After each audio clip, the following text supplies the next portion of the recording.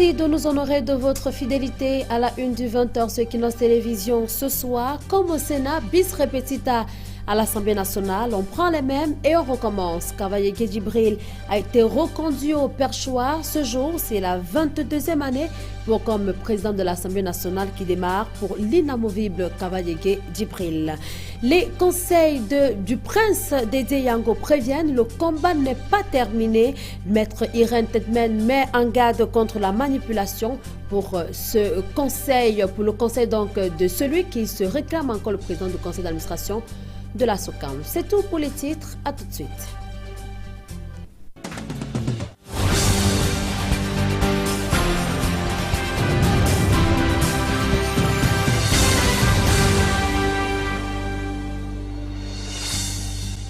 Encore bonsoir et bienvenue au journal. À l'Assemblée nationale, ce sera encore Kavaye Djibril.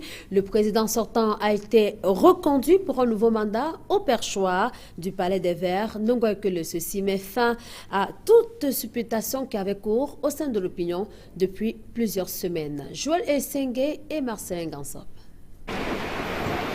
C'est à 16h55 que le président du groupe parlementaire RDPC a mis un terme aux supputations. Jean-Bernard Dongo Essomba va, comme c'est devenu une tradition, dévoiler le nom du candidat du RDPC au poste de président de l'Assemblée nationale. La surprise attendue n'a pas lieu. C'est bel et bien le nom de Kavaye Djibril qui revient. Quelques minutes après la distribution des bulletins de vote, les députés du SDF vont monter au créneau pour contester le fait qu'on leur a remis les bulletins de vote de 2013. On est en 2014. On est en 2014. Et vous parlez des bulletins de 2013. C'est pas conforme. Comment? Le désordre va durer une dizaine de minutes.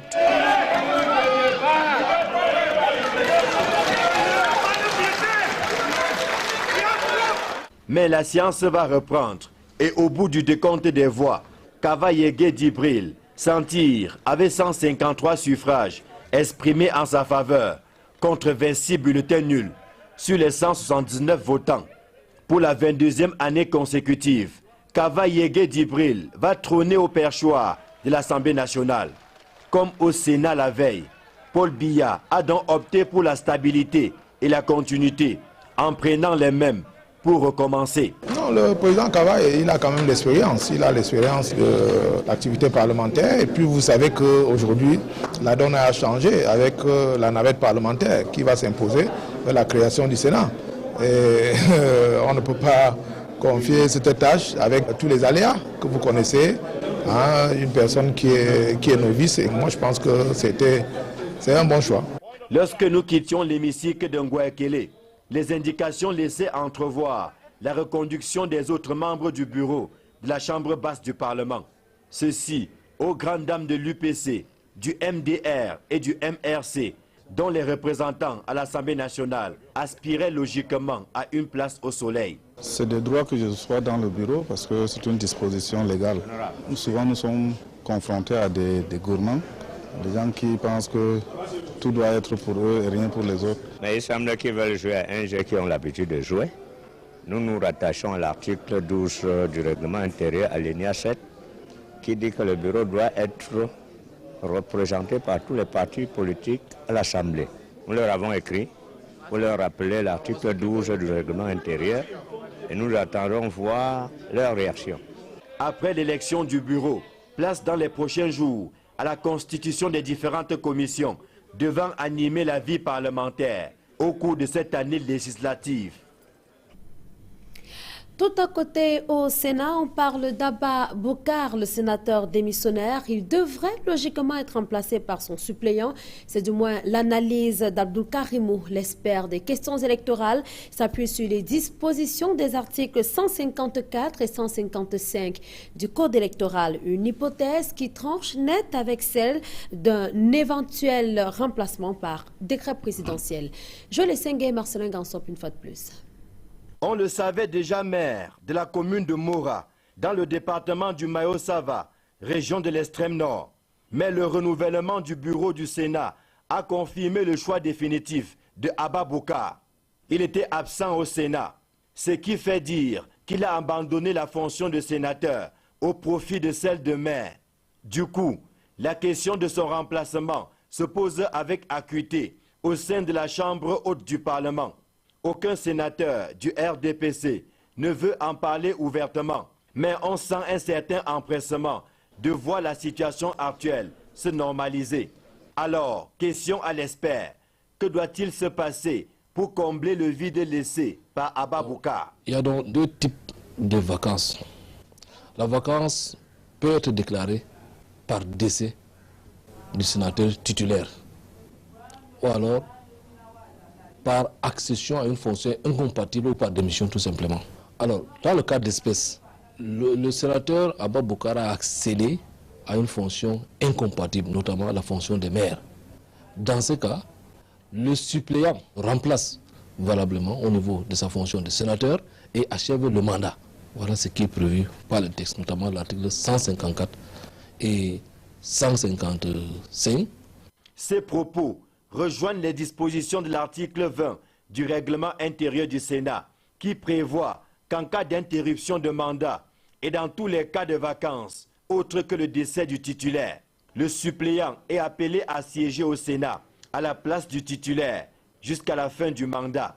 Le débat est bloqué à ce niveau entre la nomination d'un nouveau sénateur et le remplacement du démissionnaire par son suppléant. Le Sénat est silencieux pour l'instant. Le président de la République l'est aussi et le suspense se poursuit. En attendant, le Sénat fonctionne désormais avec 99 sénateurs sur 100, tel que prévoit la loi.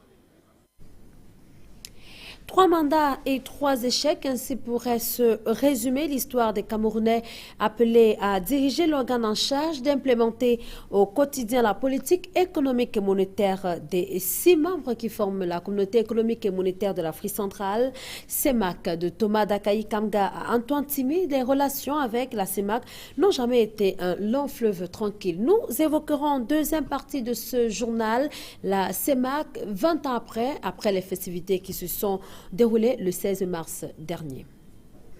Affaire Didier Yango contre ministre des Arts et de la Culture. Les avocats de l'artiste musicien réagissent à la décision du tribunal administratif du centre. Maître Irène Tetmed met en garde contre la manipulation pour le conseil de Didier Yango. L'irrecevabilité de la demande de sursis à exécution ne signifie pas la fin du combat. Aïe Cyril.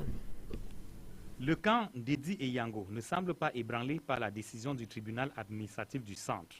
L'irrecevabilité de la demande de sursis à exécution des actes posés par le ministre des Arts et de la Culture, prononcée par le juge administratif, n'annonce nullement la fin du combat. Excusez-moi le mot, c'est pas la fin des patates. Ça, c'était une procédure accessoire. Pour motiver sa décision, le juge administratif a parlé de défaut de qualité. Mais dans le camp de l'artiste, on est formel. Jusqu'à l'heure où je vous parle, mon client est camerounais. Parce que cette nationalité camerounaise qu'on veut à tout prix lui enlever ne l'a pas encore été. C'est donc un combat au long couteau qui oppose l'artiste musicien au ministre des Arts et de la Culture. Le tribunal s'essaie de prononcer sur les débats de forme. Reste à attaquer le problème en profondeur. Au fond, c'est qu'on annule les décisions de Madame le ministre qui sont des décisions irrégulières. La SOCAM a des textes. Elle doit respecter les textes. Autant que elle, autant que les artistes eux-mêmes doivent respecter les textes. On est sur ce plan. Bien malin qui pourrait imaginer l'issue de la bataille entre le PCA déchu de la SOCAM et le ministre des Arts et de la Culture. Mais à ceux qui pourraient crier victoire avant la fin de la guerre, l'on rappelle que l'irrecevabilité de la demande de sursis à exécution a été prononcée par le tribunal administratif du centre et non par la Cour suprême. À Marois, dans l'extrême nord Cameroun, le corps inerte baignant dans une mare de sang d'une enfant de 3 ans a été découvert au quartier Ponré. Les premières analyses révèlent qu'elle a été sexuellement abusée puis égorgée. Amadou Daïrou et Sandrine Babou. C'est en état de décomposition que le corps sans vie de Yasmine Croissant a été découvert dans un domicile au quartier Ponré à Marois. 2 jours avant cette découverte macabre, la fillette n'avait plus donné signe de vie. Inquiet de sa disparition, ses parents se mettent à sa recherche. Et c'est dans cette maison, située non loin de la demeure familiale, que les restes de Yasmine sont retrouvés baignant dans une mare de sang. Le premier constat fait par les forces de l'ordre et le médecin descendu sur les lieux révèle que l'enfant a été abusé sexuellement, puis égorgé et abandonné par son bourreau. Nous trouvons l'enfant dans un état de lutte contre la mort, puisqu'il est dans une proposition, n'est-ce pas, en décubitus ventral, avec une perte de matériel, de substance au niveau de l'avant-bras gauche. Son sexe est violemment endommagé et nous trouvons qu'il a été complètement égorgé d'une oreille à une autre. Les soupçons pèsent sur un jeune homme âgé d'une trentaine d'années qui habite le quartier Ponré depuis 1 an. Selon les populations, le présumé assassin exercerait des activités douteuses. L'enquête ouverte va permettre de mettre la main sur l'auteur de ce crime odieux. Le corps inerte de Yasmine a été déposé dans une morgue pour autopsie. Ici, les autorités administratives font savoir que le quartier Ponré est le plus dangereux de la ville de Marois. En 6 mois, 40 cas de meurtre ont été déjà enregistrés. Et voici une image qui vaut 1000 mots des élèves qui prennent des cours assis à même le sol. Cela se passe à l'école publique de Igawa Meme à Mora. C'est toujours dans la région de l'extrême nord. Les jeunes apprenants se forment dans des conditions plutôt précaires et difficiles, à leur risque et péril. Amadou Daïrou et Sandrine Babou une fois de plus. Nous sommes à l'école publique de Igawa Meme, dans l'arrondissement de Mora, département du Mayo-Sava, région de l'extrême nord Cameroun. Le drapeau tricolore, suspendu à une branche d'arbre, flotte fièrement dans la cour de cet établissement scolaire. Seulement, tout visiteur qui arrive à l'école publique de Igawa Meme est frappé tout d'abord par la qualité des infrastructures. Voici ce qui tient lieu de salle de classe à l'école publique de Igawa Meme. 2 tentes faites de bambou ou de pierre, ajoutées à l'unique bâtiment que compte déjà l'école, accueillent ces jeunes enfants venus acquérir le savoir. Assis à même le sol pour certains ou sur des parpaings pour d'autres, ces élèves qui pour la plupart ne disposent pas de manuel scolaire restent tout de même assidus malgré les conditions d'apprentissage. Même la forte chaleur qui caractérise cette partie du pays est très redoutée des apprenants et du corps enseignant. Pendant la période de chaleur, nous souffrons vraiment parce que nous n'avons pas les bâtiments ne sont pas couverts. À cause des bâtiments précaires, les élèves de l'école publique de Igawa Meme sont de potentielles proies pour les animaux. Les enfants sont exposés aux reptiles. Il y a des moments où, quand on est en train d'exposer la leçon, il y a le lézard qui vient et puis ça perturbe la leçon. Quand je regarde, il n'y a pas de prédisposition parce qu'il n'y a pas de classe, il n'y a pas d'infrastructure.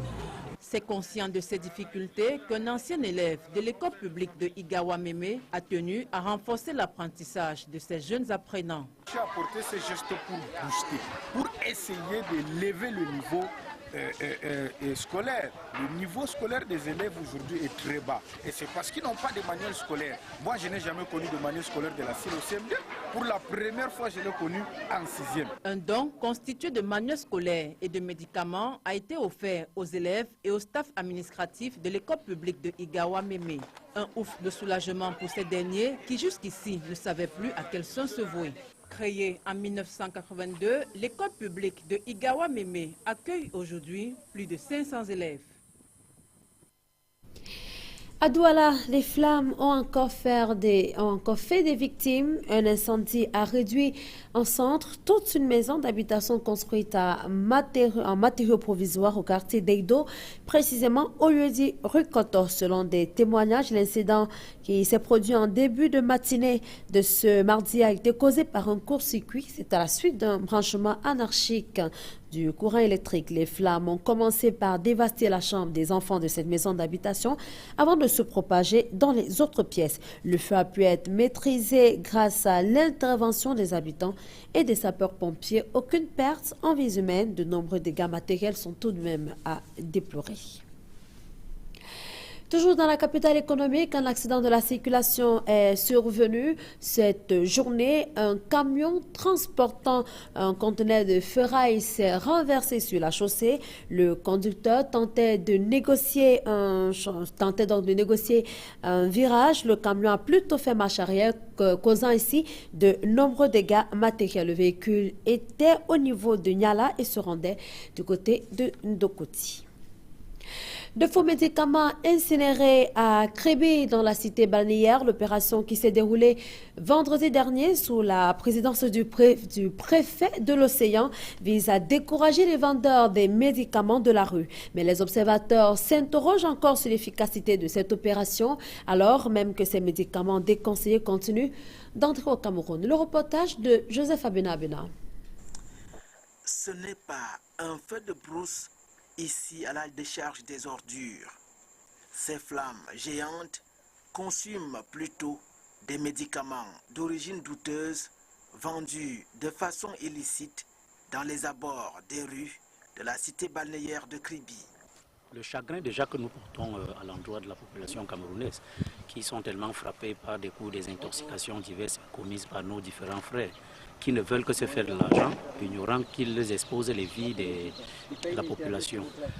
Mais les mauvaises habitudes ont plutôt la peau dure, et même les manquements de l'État confortent certains citoyens sur leur position. Dans nos villages, il n'y a pas de pharmacie.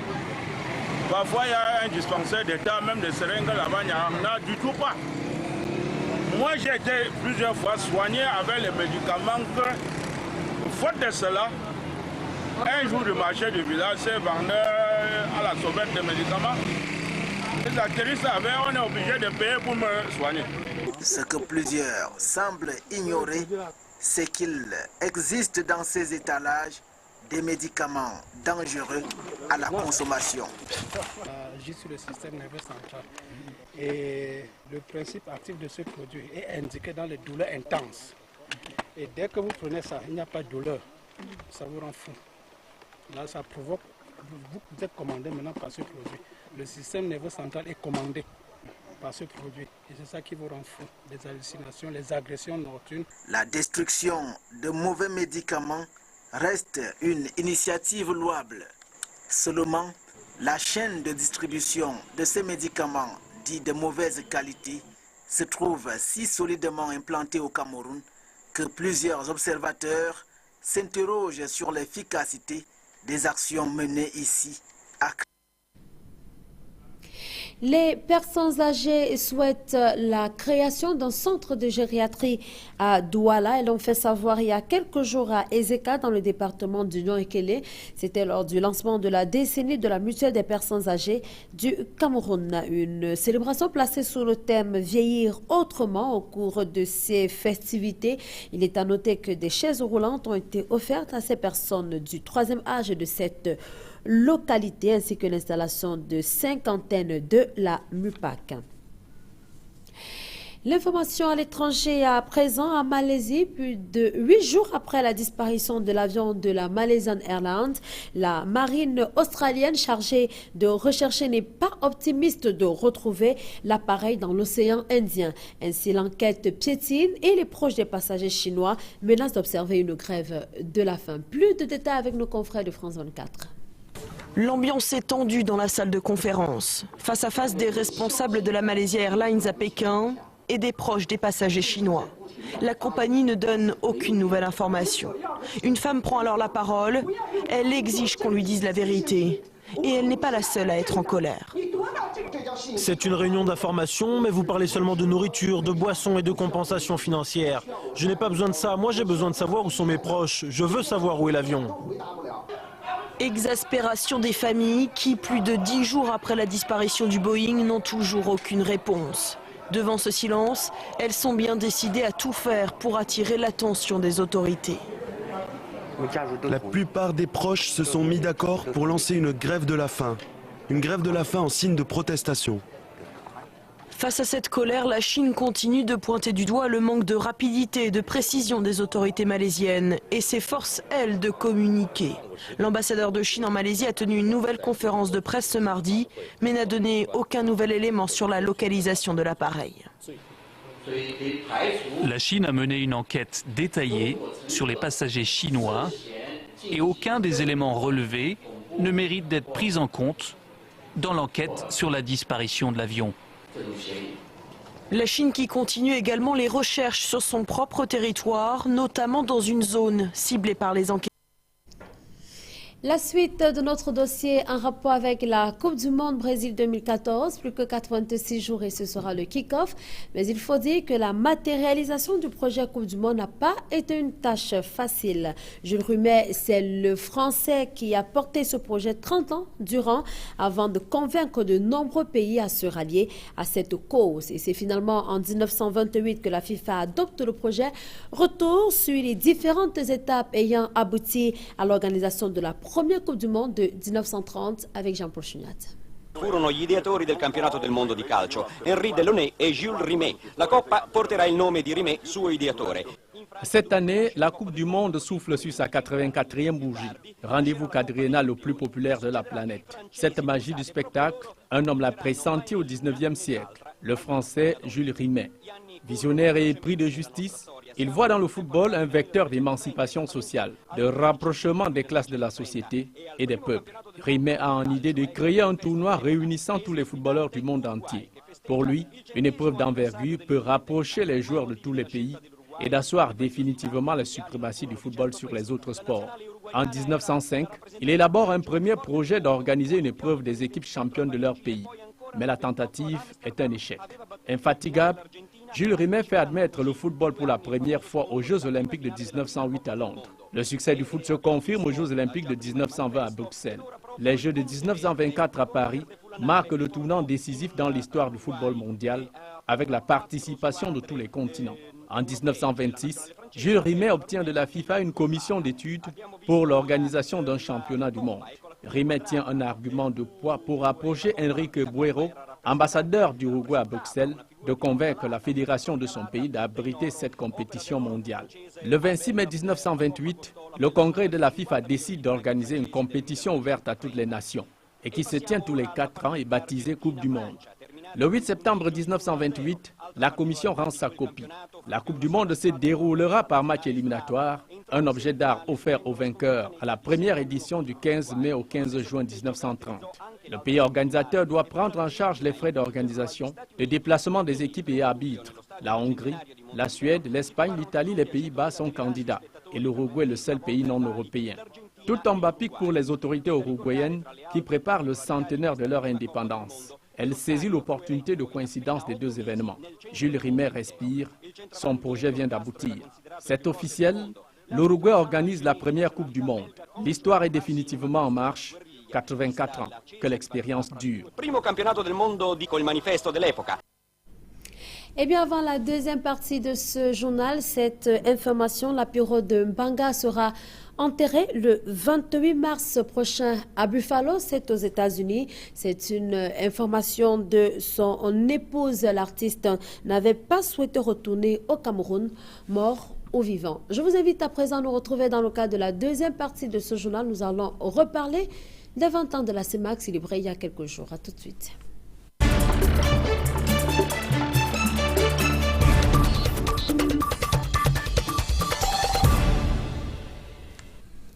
Merci de nous retrouver pour la deuxième partie de ce journal. Je vous le disais il y a un instant, la CEMAC a célébré, commémoré son 20e anniversaire il y a quelques jours. C'était le 16 mars précisément. Quel est donc le bilan qu'il y a à faire au bout de 20 années? On va tenter de faire ce bilan avec notre invité ce soir, Joël Raphaël Wansi. Bonsoir. Bonsoir. Merci d'avoir accepté cette invitation. Vous vous intéressez beaucoup aux questions d'ordre politique, économique et un peu plus. Et un peu plus puisque nous pratiquons la CEMAC dans la mesure où la CEMAC constitue un enseignement pour certains de nos étudiants. Hein.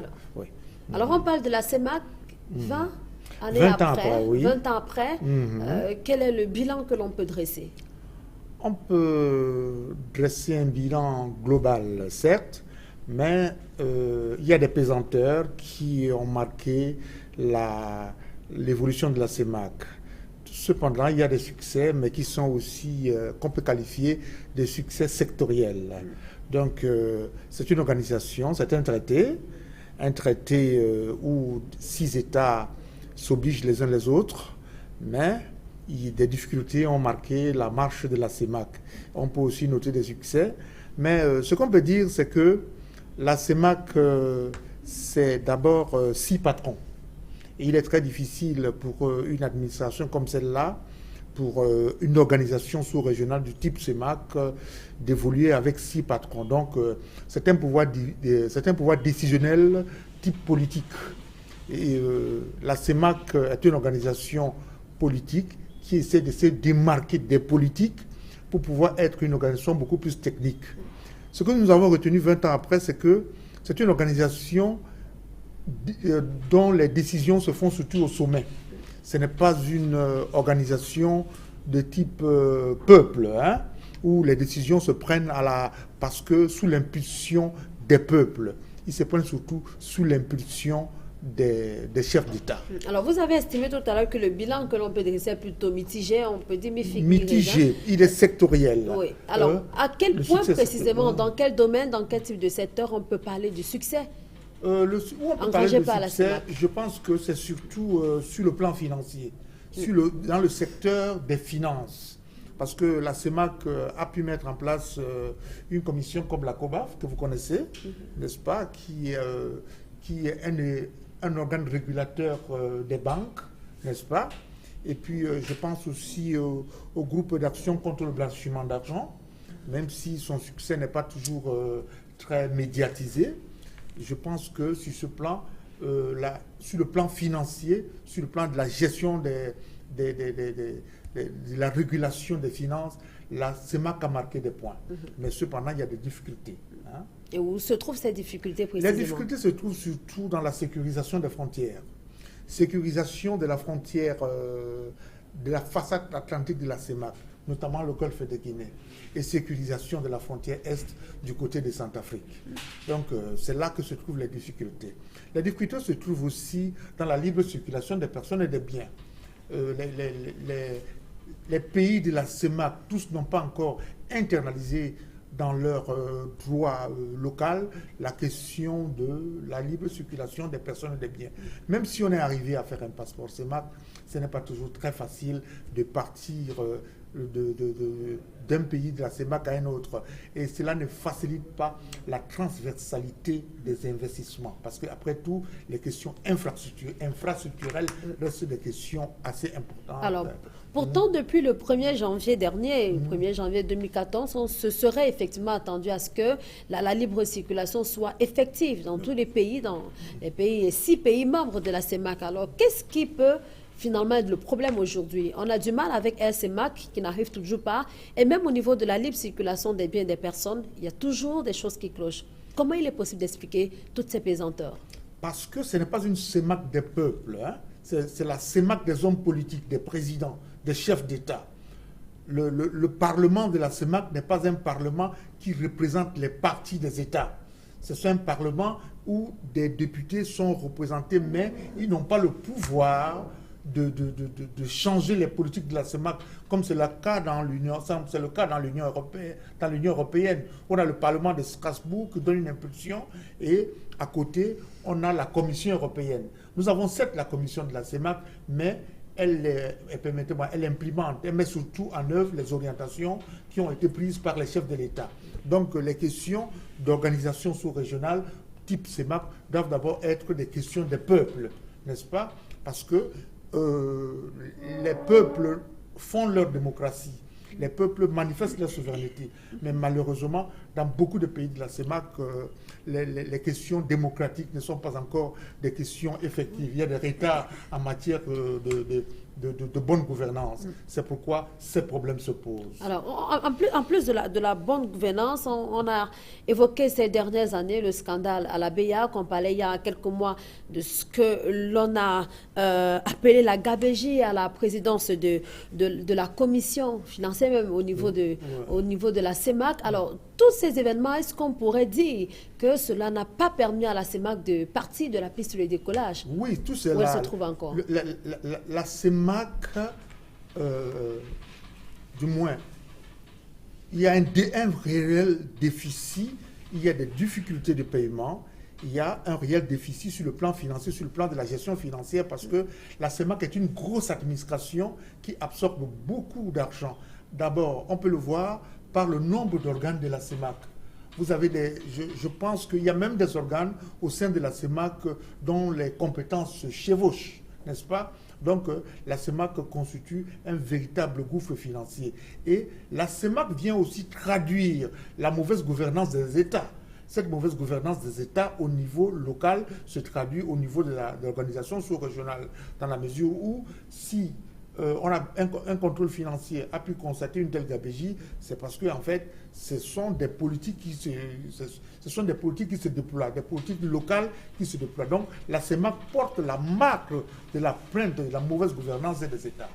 Alors, il y a très souvent une coutume qui revient, c'est-à-dire comparer la CEMAC à la CEDEAO. C'est une comparaison qui tient ou qui devrait tenir? C'est une comparaison qui tient et qui devrait tenir.